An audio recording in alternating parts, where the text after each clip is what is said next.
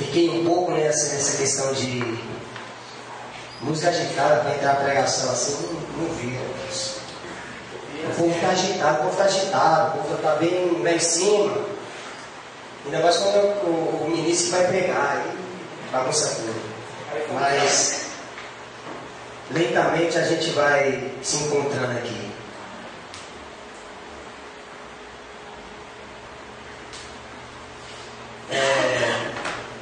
Vou pegar a bolinha aqui também. Dizer que é uma responsabilidade tremenda estar aqui, viu, irmãos? Fala já de cara já. Esse público aqui é ministrado. Pessoas como o Adriano, o Leandro, o pastor Alex. Os caras não é de brincadeira não. Os caras vi uns dias assistir uns cultos aí para ver comigo do negócio aí que o bicho pega. E aí eu falei, vou passar nesse povo. Sou acostumado com palavras abençoadas, ricas em conhecimento teológico, filosófico, etc. Falei, me ajuda, pai. E aí comecei a estudar um tema. Eu até passei para o Adriano. Falei, vou falar, cara, sobre os pilares do cristianismo segundo a dialética cristã. O negócio vai pegar. Na verdade eu sei o que é isso. A gente vai conversar sobre isso. Só que o Espírito Santo me levou para outra banda, me levou para outra área. E aí o Espírito Santo trouxe à minha memória uma mensagem que eu ministrei no acampamento de jovens já há algum tempo. E eu queria compartilhar isso com vocês. Espero não ser muito demorado. Mas eu acredito que o Espírito Santo vai falar aos nossos corações. Feche os olhos por um minutinho. Pai, em nome de Jesus, nós já nos alegramos, já exaltamos cânticos a Ti de adoração, de louvor, em forma de gratidão, em forma de oração, em forma de agradecimento. Mas ainda acredito que tem mais, Pai. E que o Senhor tem mais a tratar conosco. Desde já eu abro mão dos meus conhecimentos, para que a Tua glória se manifeste, para que o Teu poder se manifeste, Senhor, e que o Senhor use conforme o Teu querer e a Tua vontade. Que tudo que eu venho falar aqui, Senhor, venha cair no coração como uma terra fértil. Em nome de Jesus, é isso que eu oro. É isso que eu quero que aconteça na minha vida. Em nome de Jesus. Amém.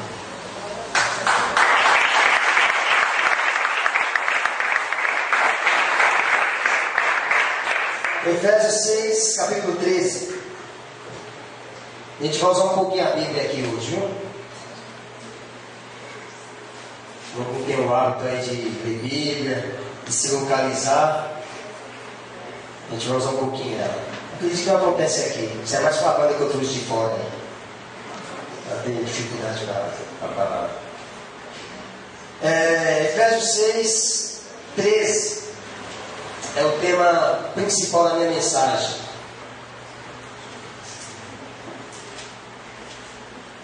Portanto, tomai toda a armadura de Deus, para que possais resistir no dia mau. E havendo feito tudo isso, ficar firme. Vamos repetir? Portanto, tomai toda a armadura de Deus. Estou sozinho aqui? Vamos lá? Efésios 13.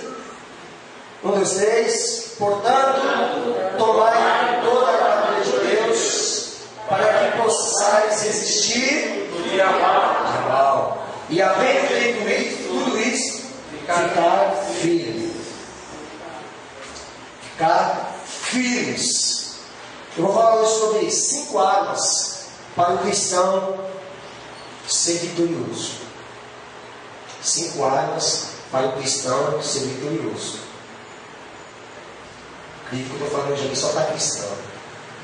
Pelo pouco eu conheço. Que bom. Graças a Deus. Arma, antes de mais nada, é instrumento na qual a gente ataca e se defende. E na vida espiritual, na vida cristã, na nossa caminhada, nós vamos precisar dessas armas também para as nossas vidas. Para nós atacarmos e se defender. E aí vai indicar aqui algumas armas. Eu separei aqui, entre tantas aqui, a Bíblia é carregada de armas para nós termos uma vida vitoriosa, uma vida abençoada. Escolhi aqui 5 aqui para a gente tratar rapidinho, eu ir embora, você aplicar na sua vida diária e glória a Deus, aleluia. E a primeira que eu quero tratar com vocês é determinação. Determinação.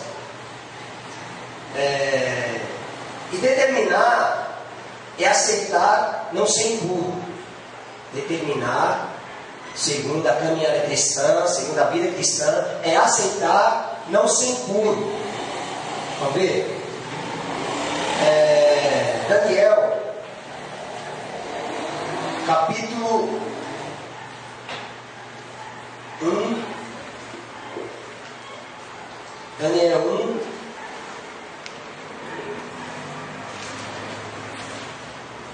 e 8. Diz assim, Daniel 1:8. Daniel aceitou no seu coração não se contaminar com a porção do manjar do rei, nem com o vinho que ele bebia. Portanto, pediu ao chefe dos eunucos que lhe concedesse não se contaminar. Eu penso que essa geração de Daniel está faltando nos nossos dias. Pessoa que determina em não se contaminar com o mundo. Pessoa que aceita em seu coração. Romanos 12:2 diz: não se conformeis com esse século, com esse mundo, mas transformai-vos pela renovação do vosso entendimento. É um cidadão que recebeu a mente de Cristo, foi discipulado aos pés da cruz, e chega diante desse mundão aí e começa a negociar, começa a fazer acordo. Aí daqui a pouco o homossexualismo não é mais pecado.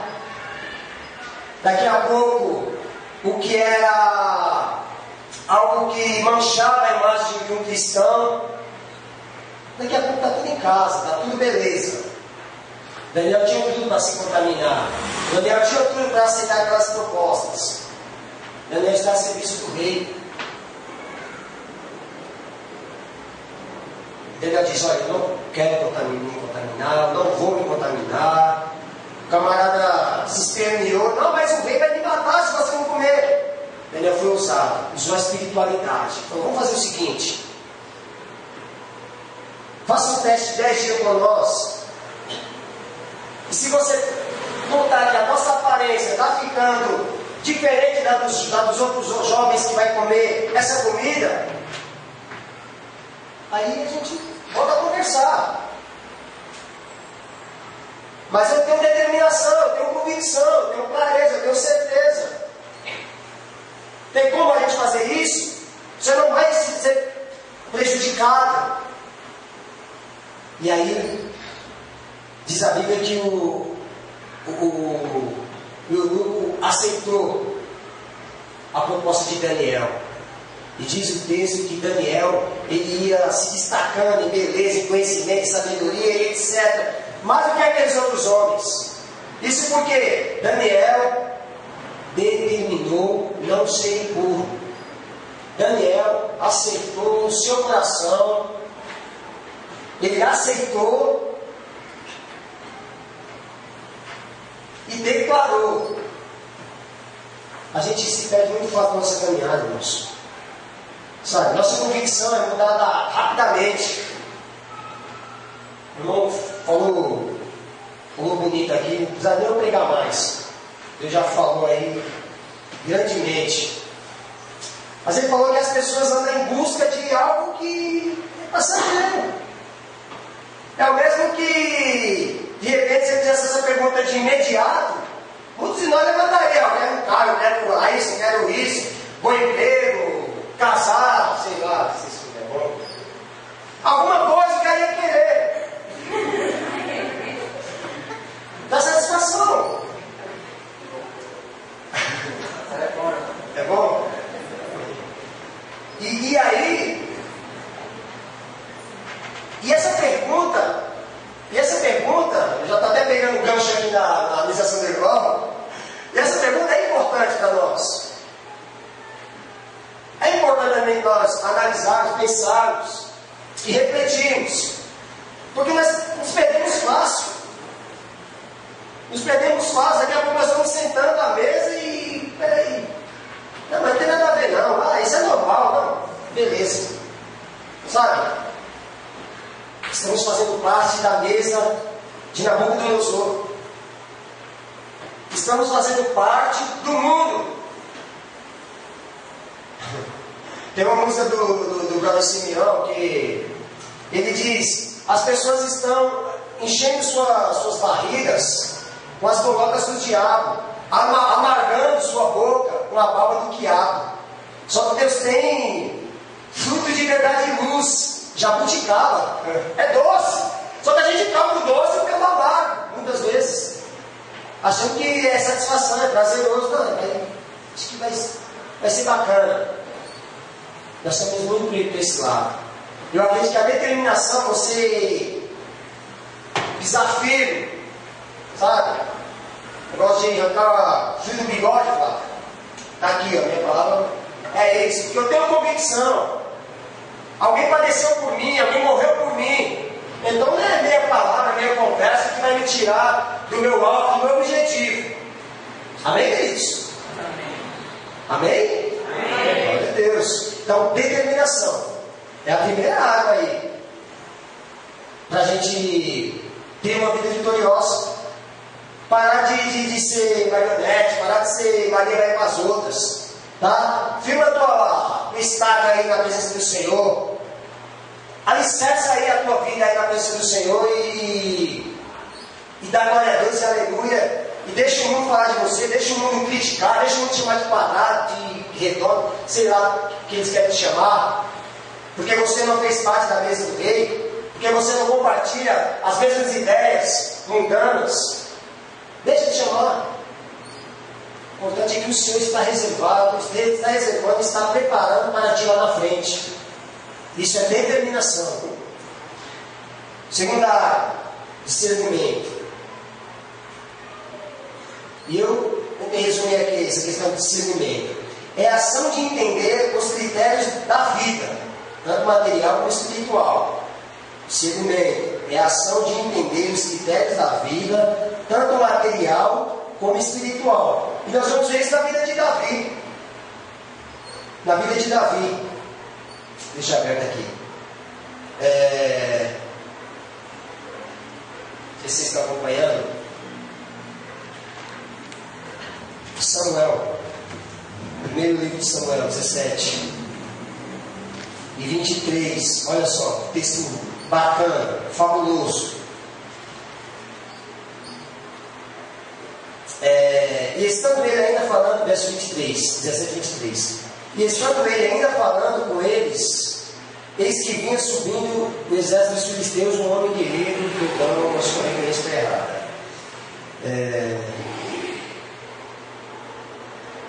26, 17 e 26. Então falou Davi aos homens que estavam com ele, dizendo: que farão aquele homem que ferir a este filisteu e tirar a afronta de sobre Israel? Quem é, pois, esse circunciso filisteu para afrontar o exército de Deus vivo? E o povo lhe tornou a falar conforme aquela palavra, dizendo: assim farão ao homem que o ferir. Verso 30. E desviou-se dele para outro e falou conforme aquela palavra, e o povo lhe tornou a responder conforme as primeiras palavras. Olha só o que acontece. O povo estava no confronto. Israel estava numa luta contra os filisteus. Você sabe da história lá do desafio de Davi e Golias. E o que me chama a atenção aqui é que quando Davi vem trazer o alimento para seus irmãos, Ele escuta a afronta, ele escuta a zombaria dos gigantes. Por 40 dias o camarada queria estar pilhando o exército de Israel. 40 dias lá só afrontando. De manhã e de tarde. E o Davizinho escuta isso. Só que aí ele escuta também, os homens falam, olha, você viu lá, quem o rei prometeu, quem desafiar esse filisteu, isento de qualquer coisa, não vai pagar mais nada, o cara vai ser assim, ainda vai ter a filha do rei, vai casar com a filha do rei. O camarada ouviu e falou, o quê? Conversa com essa? Que conversa maravilhosa é essa? E diz no texto que ele ouviu, foi lá, explica aí, que conversa é essa aí? Os caras falaram, 1, 2, 3 vezes para Davi. Você vê como Davi ficou interessado no assunto. Davi ouviu, olha só, vai dar a filha do rei. Me explica de novo essa história aí, como que é? Vai dar a filha do rei. Aí chega os irmãos de Davi, vai cuidar de ovelha, vai criança, vai menino. Ele, não, calma aí, o negócio aqui é outro. Como que é a conversa? Davi ficou interessado, irmãos. E aí Davi consegue enxergar algo diferente aqui. Coisa que a tribo inteira não viu. Davi na sua palavra, quem é esse circunciso? Quem é esse circunciso para afrontar o exército de Deus vivo? Sabe o que é a circuncisão? É a aliança de Deus com o povo de Israel. Quem não era circuncidado não tinha aliança. Porém, Davi falou, esse camarada aqui ele não tem aliança. Ele é incircunciso, eu tenho aliança com Deus. Então, é vitória para mim e ele vai perder. Irmão, Davi não ficou olhando para o tamanho do gigante, 103 metros, os braços, a couraça. Nada disso. Nada disso. Davi foi movido por um interesse material, obviamente, e comprou a afronta também que os gigantes estavam fazendo ao povo de Deus. Porque automaticamente o gigante estava dizendo, vocês dizem que é o melhor, seu Deus é poderoso, vai livrar vocês. Quero ver qualquer homem aí que vai vir aí. Quero ver quem tem coragem de peitar 3 metros de altura, uma couraça com uma lança de 70 quilos, uma espada de não sei quanto. O cara afrontou legal. Deixou a moral dos caras lá embaixo. E não vamos espiritualizar a coisa aqui não. Dizer que Davi foi movido pelo Espírito Santo. Por analogia, a gente pode até usar algumas coisas. Mas o texto aqui, a tradição, Deus não falava com Davi. Quem tinha acesso a Deus era só profetas e sacerdotes. Davi era como eu e você. Pessoas simples. Periferia de São Mateus. Pessoas simples. Que entendeu, peraí, eu tenho aliança com Deus, esse camarada aí não tem não. O bicho vai pegar para ele. Porque o meu discernimento está na confiança em Deus. Ora, e aí eu, estudando essa palavra, fazendo esse sermão aí, toda vez que eu me deparo com esse texto, eu começo a me colocar nessa situação. Sabe, a gente perde muito. A gente perde muito tempo. O caminho que era para a gente fazer em uma semana, em um mês, eu sei que levar nós no deserto lá para caminhar 40 anos. Sabe? E Deus faz isso. Por que Deus levou o povo de Israel para andar 40 anos no deserto? Para morrer. Para matar lá. Porque os caras não entenderam a proposta. Era caminho de 3 meses. Era caminho de 3 meses. Os caras foram, lá tem um gigante da terra, Filisteu, Jebuseu, Ariseu, tanta coisa ruim, e toda coisa, tem gigante lá, o qual vai fechar. Aí 2 camaradas, Josué e Caleb, não, a terra é boa, a terra é leite e mel, é maravilhosa. Mas não sei, melhor não. Então 10 contra 2. Então vamos voltar para o deserto. Aí o povo, ó, fica 40 anos rodando no mesmo lugar. Morreu. Não entrou nenhum incrédulo, nenhum que confiou, nenhum que desacreditou da provisão de Deus. E aí eu começo a analisar. Sabe, muitas vezes as bênçãos do Senhor, ela não é alcançada através das nossas vidas. Nós não alcançamos, não pegamos a bênção do Senhor, porque a igreja ela segue nós, a bênção do Senhor. Ela segue, mas depende de nós. Só que a gente não tem uma convicção, não tem um discernimento. Peraí, se eu vou por aqui, vou quebrar a cara, vou quebrar a cara. Falta confiança, falta desse discernimento, oração, cara no chão, cara no pó. Pai, é isso mesmo, é isso mesmo. Ou nossa caminhada, mas ou nossa vida de cristão tem que ser reeditada. A gente está na igreja para caminhar com as nossas próprias forças. Na oração Jesus falou, seja feita por vontade. Vai ter que ser feita. Não adianta. Se eu querer fazer a minha vontade, não sei se eu estaria aqui. Não sei se você estaria aqui. E aí o Senhor nos leva a caminhos que um passo à terra prometida. E nós é embaçado. Vamos voltar. Vamos lá, negado, vamos voltar. Esquece tudo. Perde tudo. Davi pulou de peito aberto e falou, eu vou. Olha, vamos lá, eu driblou assim. Esses marmanjões tudo com medo. É uma mesa, nem guerreiro esse menino é. Vai lá, meu filho, vai. Não, pega minha roupa, ó. Minha espada aqui. A mulher dessa roupa do rei, sai todo. Tira, rei. Tira isso que não dá, isso não é comigo não. Meu negócio é funda. Eu sou bom na funda.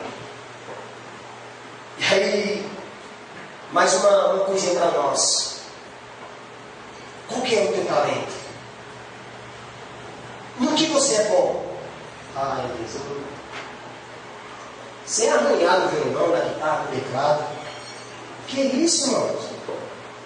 Se eu tivesse aquele piano de cauda, ou aquela guitarra dos sonhos, ou aquilo. Use isso aí que você tem nas mãos. Use o que você tem. Estou dando exemplo de instrumento, irmão, mas pensa em qualquer coisa, em qualquer área da sua vida. Use o que você tem nas mãos. É através disso que o Senhor quer usar. Porque aparentemente, Davizinho com fundo. O gigante olha, meu, vai que tinha macacos. Me manda criança com pedra, com pau. Tá tirando, Israel tá me tirando mesmo. O cara ficou nervoso. E Davizinho chega lá pra fundinha. Tá nem aí. Não tá nem aí. O cara era bom na funda, o cara era perito em funda. Não era bom na espada. Se ele fosse na espada, já era. Se ele fosse com a roupa real do rei, já era. Então não tenta querer usar o que o outro faz, não tenta querer ser o que o outro é. É você mesmo. O mistério é contigo.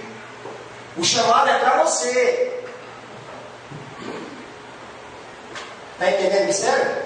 Amém. Amém? Glória a Deus. Então é isso, discernimento. Terceira, objetividade. Vou correr aqui, tá? Olha só. Objetividade é a ausência de opinião pré-concebida. É a ausência de opinião pré-concebida. E eu vou destacar a vida de Neemias. Neemias, um jovem que não tinha nada a ver com Israel. O cara praticamente nasceu, segundo historiadores, ele já nasceu ali na fortaleza de Suzã. Ele já estava cativo ali. Babilônia já tinha invadido Israel, já tinha pegado os camaradas, já tinha destruído o templo.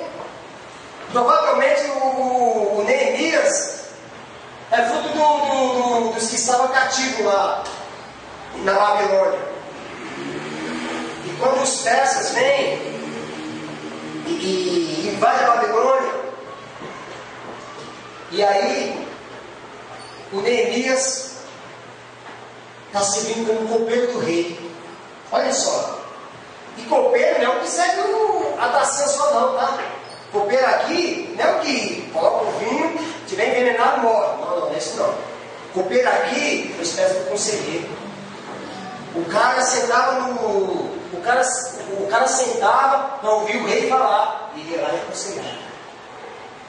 Então o cara estava como se diz, uma vida bem estabilizada, bem abalizada, bem sossegada, salário garantido, tudo ok, tudo certo.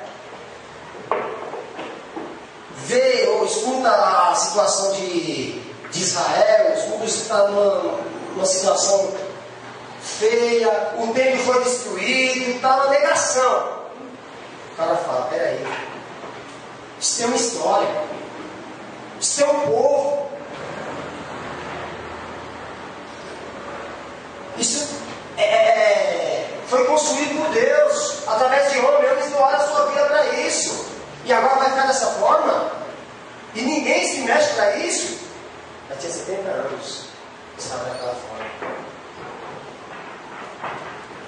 Os teólogos de plantão aí me perdoam nas datas aí, tá? Na Bíblia é tudo aproximadamente. E o tal Neemias vai lá. Pega a autorização, quem vai? Chega lá e começa, vê o ambiente, está tudo ok, tudo resolvido, tudo certo. Vamos começar, vamos à obra. E aí começa todo o teu trabalho, toda a tarefa, reconstruir o muro, dando um buraco daqui, levanta aqui, as portas já estão no lugar. Aí você levanta 3 filhos do capeta: Sambalá, Tobias e o Gesem. E aí esses caras, não, mas é caralho, não vai construir não. Aí vai falar uma palavra para Neemias: desce aqui, Neemias, vamos bater um papo, vamos conversar. Sabe o que é a palavra de Neemias? Está lá, no 6:3. Eu estou fazendo uma grande obra. Neemias 6:3. Eu estou fazendo uma grande missão, uma grande obra, de forma que eu não posso parar. Senão, cessaria o trabalho. Eu não posso parar. Objetividade. Não tem reunião com o presidente. Ah, mas alguém que me ligou é alguém mais importante do que eu, é alguém. Peraí. A obra é de Deus, irmão. A obra é de Deus. Tem um pastor que eu esqueci o nome dele. Ele estava em oração. Estava orando. E a sua secretária chegou e falou, e ligou. E ela já sabia a ordem. Olha, no momento de oração, eu não atendo ninguém. Vou ligar o presidente. Não atendo. E coincidiu que o presidente ligou numa dessas horas que ele estava em oração, no momento seu devocional ali. A secretária falou, desculpa, presidente, infelizmente eu não posso interromper ele. Tá bom, depois eu retorno. O presidente retornou e falou, mas por que o senhor não me atendeu? Falou, olha, presidente, eu estava falando com pessoas mais importantes que o senhor. Desculpa, estava falando com pessoas mais importantes, então não tinha como eu parar. E isso é uma lição para nós. A gente desiste fácil, a gente para fácil dos nossos objetivos. Sabe? O camarada chegou, fez acordo com Neemias. Ah, Neemias, vamos ficar, eu vou ajudar vocês. Neemias, não, estou conhecendo isso aqui, é diferente. O cara nunca pôs a mão na massa, o cara nunca quis nada, e agora está querendo fazer parceria. Está errado. Então os caras viram que Neemias não ia parar a obra. Contrata aí um profeta aí, chama aí uma profetisa aí, chama lá uma mulher lá, filha de Jezabel lá, para profetizar. Só que o que aquele cidadão não entendia é que quando você lê o livro de Neemias, você vai ver que Neemias passa 3 meses orando. O cara não entrou aqui de gaiato do navio não, como diz os paralamas do sucesso. O cara não entrou de gaiato do navio não. Foi convicto. Peraí, vou orar. 3 meses, escreve o texto. Lê Neemias, o livro de Neemias, você vai ver 3 meses de oração. humilhação ali, ó, chorando, cara no pó. 3 meses. Depois de 3 meses, ele foi falar com o rei. Olha, não está aguentando mais, está liberação. Quem o senhor acha? O rei acha, bom. Tem tudo aí à disposição de você aí. Sabe? Então Neemias entendeu que a provisão de Deus estava ali. Então ele precisava ser objetivo. Ah, que o pastor fulano falou, ele é mais do que eu. Ah, o profeta X no... Sabe, irmão? E eu não sei o que acontece aqui, mas eu já vi pessoas desistir de projetos, desistir de coisas, porque alguém falou, o profeta X falou, Deus usou. Deus usou o quê? Deus não te usou não, irmão. E Deus não te usa? Ah, porque eu sonhava em fazer uma faculdade de engenharia, mas o irmão é mais sábio do que eu falei, não, faz outra coisa. Então, eu ouvi ele. Eu ouvi é o diabo. Ah, mas ele é homem de Deus. Não interessa. Você também é homem de Deus. Você é mulher de Deus. Eu sou mulher de Deus. E o meu relacionamento com Deus não conta. E a sua caminhada com Deus. E eu entrar na porta que Jesus chutou o balde, falou, olha, acabou. Não tem mais negócio de sacerdote fazer intermediário, não. Você tem acesso direto ao trono de Deus. Posso falar amém? Amém. Você tem acesso direto. Você tem acesso direto. Você pode entrar, pastor. Vamos trocar uma ideia aqui. Vamos bater um papo. De pai para filho. Sabe? E dialogar com Deus. Porque até antes de Jesus não podia isso. Tinha que ser um sumo sacerdote para entrar lá, levar seu pedido, para ele responder, eu vou mandar para você. Mas quando Jesus chega, o cenário muda. É outra questão. Então, objetividade. Acredite no seu potencial, no seu sonho. Acredite em você. Para de ficar aí atrás de pedir para o fulano Zezinho do Fogo orar por mim. Ora você, irmão. Entra no teu quarto, abre a porta lá, se tranca, fala com o teu pai que está em oculto.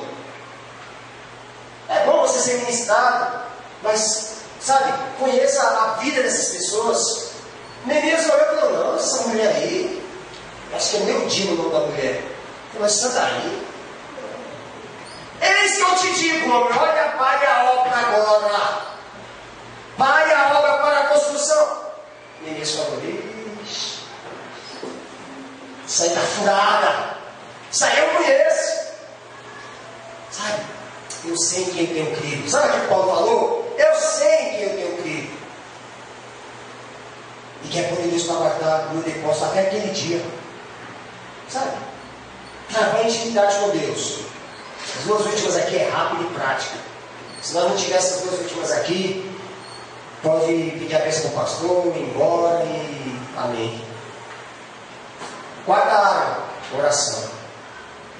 E oração eu até publiquei quem me tem no Facebook, vê que eu mexo por influência de alguns irmãos aí, do Adriano principalmente, sempre publico alguma coisa. E essa semana eu publiquei sobre oração. E eu vou citar o mesmo trecho que eu defini lá, vou ler para vocês aqui, de repente você não viu lá. Oração é a relação íntima entre o ser supremo Criador e o ser inferior Criador, selado sob um pacto de um sacrifício vivo. Oração é a relação íntima entre o ser supremo Criador e o ser inferior Criatura, selado sob um pacto de um sacrifício vivo. É aquilo que eu acabei de falar. Eram os sumos sacerdotes que tinham acesso com o Pai. Nós não tínhamos. Não fosse a graça de Jesus, nós estava sobre o mesmo jugo. E aí você me pergunta, mas o que é essa oração? Que a gente tem dificuldade, sabe? Uns têm que conver para orar, outros têm que É ajoelhado, é em pé, sentado, é deitado, é correndo. Como que ora? Relação íntima. Relação íntima. É uma vida diária. Conversando com o Eterno, conversando com o Pai Supremo. E aí você chega e trava esse diálogo, trava essa intimidade, conversa com Ele, fala com Ele. Deus tem várias formas de se relacionar conosco. Ele se relaciona com nós de várias formas. Agora, filho, se você conhecer outra forma de se relacionar com Deus, me apresenta que eu não conheço.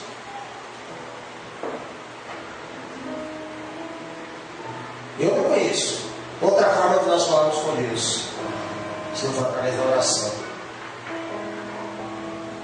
Isso. De repente, a gente pode contar mais na frente aí.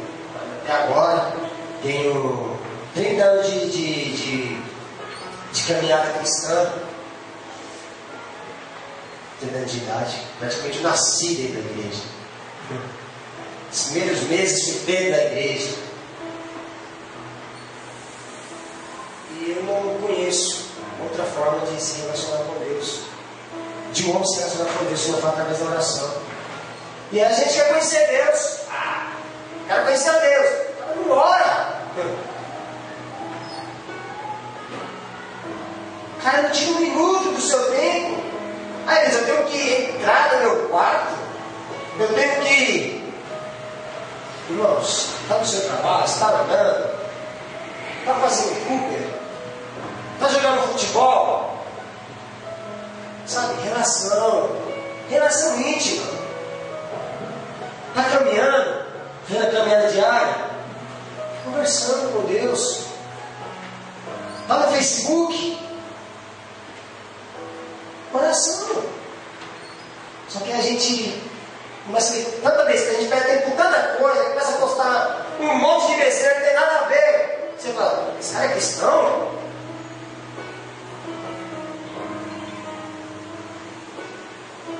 Está no trabalho, é o cara mais imoral.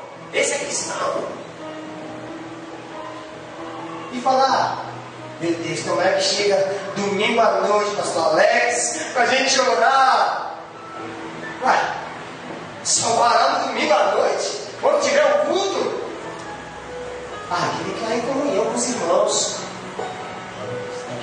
Estamos equivocados. Oração.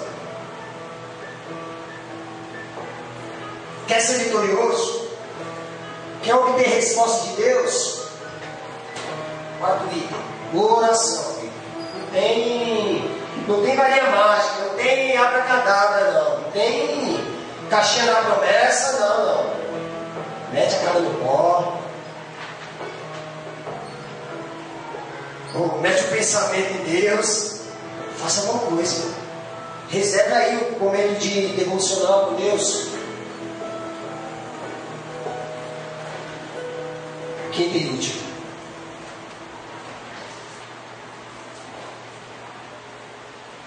Quinta arma para o cristão ser vitorioso. Bíblia Sagrada. A gente poderia deixar todos esses itens que eu falei e gastar aqui um tempinho, uma hora, que fosse, só falando da história da Bíblia, só falando dessa boca de Deus na terra. A gente quer conhecer Deus, a gente quer debater sobre Deus, a gente quer entrar em questões teológicas sobre Deus. Eu tenho minha teologia, eu tenho meu pensamento, segundo a exegese, a hermenêutica. Mas não lê a Bíblia, não lê. Abre Gênesis, ela vai lá para o fim da Bíblia. Salmos, irmãos, percebeu? Sabe, não consegue se familiarizar, não consegue se achar. Irmãos, eu não estou fazendo crítica. De repente você tem essa dificuldade. Eu estou só te dando uma receita. Porque eu já passei por isso. Na igreja que eu estava, eu vi muitas dificuldades com jovens. E a gente desenvolveu um projeto conhecendo a sua Bíblia. Os jovens se localizar, cara. Onde que é a história de Abraão? Abraão? Aonde? Eu sei. Meu filho, Gênesis. Onde narra a história de Sansão? De Ruth, onde narra? De Gideão, onde narra? Sabe, irmãos? A gente começa a ver, tipo, pô, mas qual o sentido de eu estar dentro da igreja? Se eu não leio, se eu não amo a Bíblia, se eu não amo a oração, qual o sentido? A gente começa a se perder um pouco. Vai chegar com essa melhor, né? Puxa, o Senhor é meu pastor e nada me faltará. Pega um texto sem contexto, aí adapta para o seu interesse. Pega um texto totalmente sem contexto.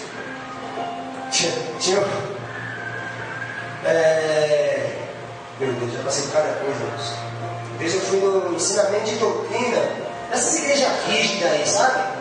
Mulher que não usa cocó, a saia tem que ser lá embaixo. Sabe uma coisa bem. E aí, nada contra quem usa cocó, pelo amor de Deus. Acho que faz um copo ali. Mas lá, fazia parte, era doutrina, o cara tinha texto bíblico. Para isso, saia com aquela. Quem falou isso? Aquela rasgadura que vai de cima a baixo. A Bíblia diz. Interessante que ele usava um texto que eu olhei assim e falei, não, ele não usou isso. E as suas imundícias estão na sua saia.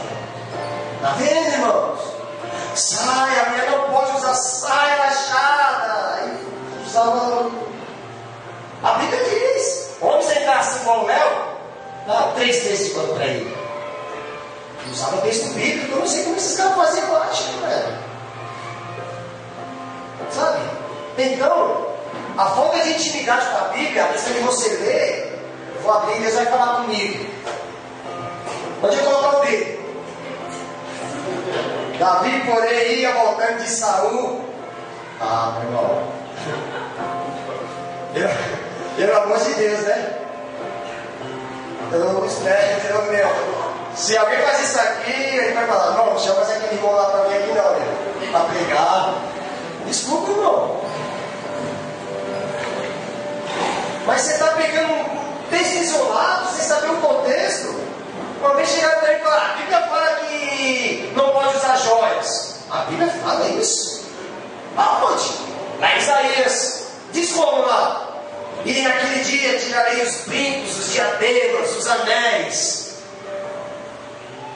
E o que mais? Está falando. Não, lê o texto, irmão, lê o texto. Por que Deus está tirando isso do povo de Israel? Por que está acontecendo isso? O povo pecou contra Deus, filho. E em lugar de joias, em lugar de cintos, tirarei vestido, tirarei saco, tirarei. O cara não leu. O cara só leu, tirará o brinco, tirará o anel, a joia, o isso e aquilo.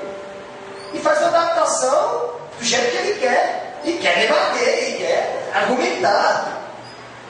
Sabe? Existe uma regra da hermenêutica que é texto sem contexto vira pretexto da heresia.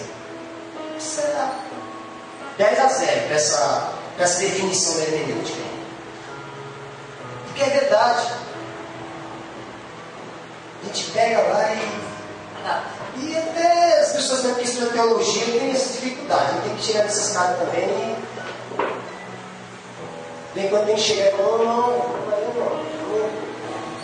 Vamos fugir da clareza da Bíblia. Sabe? Voltar aos pais da igreja. Voltar a Policarpo, olha, sabe? 5 séculos antes. 5 séculos depois de Cristo e antes do abençoado lá do Constantino, que unificou a igreja com o império, foi uma bagunça só. Mas vamos voltar a esses homens. Homens que tinham clareza da verdade. Não. Diz aqui, o pecado mata, corrompe. Pecado corrompe. Não tem o que adaptar nada, não tem que mudar nada. Sabe? 1 Pedro 5:2. 1 Pedro 5:7. Para me fechar minha fala sobre oração. A banda tinha para finalizar aí.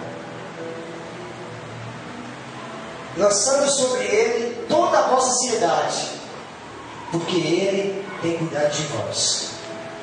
Lançando sobre ele toda a vossa ansiedade, porque ele tem cuidado de vós. Essa é a base, essa é a nossa firmeza. É a nossa firmeza de que se nós depositarmos aos pés da cruz, aos pés de Jesus, toda a nossa tribulação, toda a nossa tormenta, todas as nossas mazelas, e depositar também todo o nosso discernimento, sabe isso bem não? Cristo morreu, eu não posso ser um Zé Mané, eu não posso ser um Zé da esquerda, isso aqui tem valor, isso aqui tem valor. Isso aqui tem 3.000 anos de história.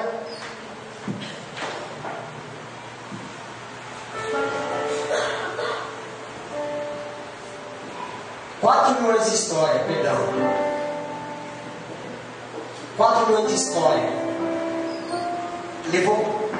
Levou cerca de 40 autores para escrever, homens que dedicaram a sua vida a isso, homens que entregaram a sua vida para que hoje nós pudéssemos ter a Bíblia nas mãos, para lermos,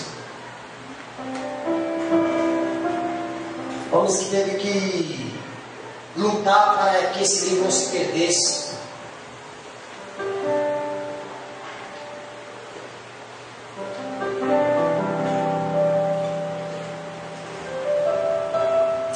E aí nós chegamos hoje.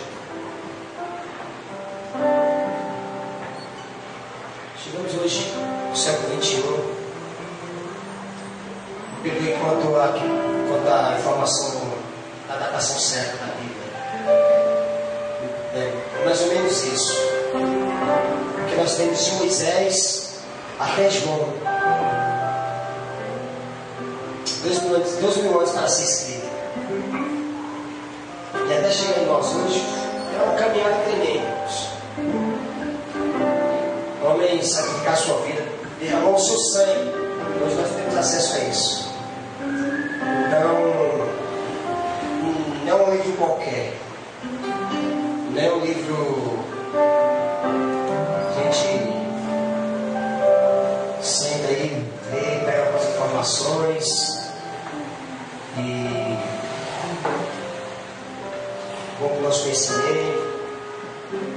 Não é um livro de Paulo Coelho, não é um estudo. Mas é a palavra de Deus revelada para nós. Quer saber sobre Deus? Vamos ler a Bíblia. Ela contém toda a informação que você precisa. Eu gostaria que você ficasse de pé. Antes de cantar esse cântico, vou orar.